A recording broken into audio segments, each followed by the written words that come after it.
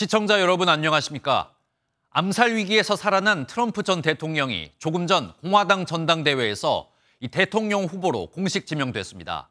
잠시 뒤 피격 사건 이후 처음으로 공개석상에 모습을 드러낼 예정인데요. 미국 현지 연결하겠습니다. 최중락 특파원, 트럼프 전 대통령이 예정대로 전당대회에 참석을 했는데 이 현장 분위기 어땠습니까? 예정은 18일이었지만 예정이 아닌 오늘 참석할 가능성이 있습니다. 나흘간 일정으로 시작된 공화당 전당대회 분위기는 사실상 트럼프 전 대통령의 대선 승리에 가까울 정도로 축제 분위기입니다. 각 주에서 참석한 2,400여 명의 대의원들은 트럼프 전 대통령을 외치면서 당 대선 후보로 지명했습니다. 결국 얼마 지나지 않아 트럼프 전 대통령이 과반 이상을 확보하면서 공화당 대선 후보로 공식 지명됐습니다. Hereby declaring him the Republican nominee for President of the United States of America.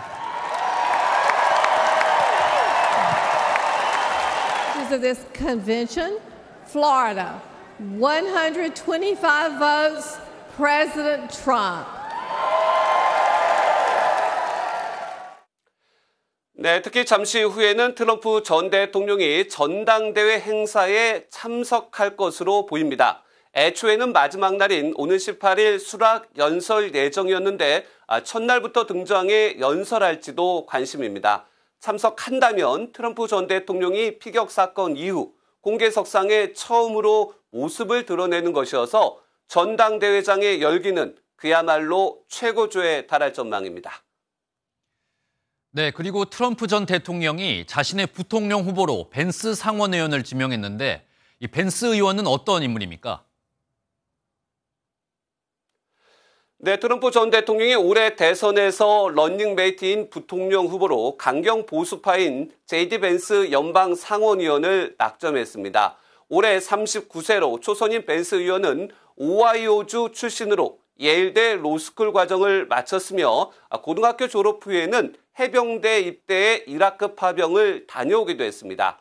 벤스 의원은 불법 이민 차단과 기후위기 평가 절하, 우크라이나 조기 종식 등 그야말로 트럼프와 대부분 견해를 같이 해온 핵심 친트럼프 의원으로 평가받고 있습니다. 트럼프 전 대통령 아바타격인 30대 벤스 의원을 부통령으로 지명한 것은 바이든 대통령의 인지력 논란에 정면으로 맞서며 승리에 대한 자신감을 반영한 것으로 해석되고 있습니다.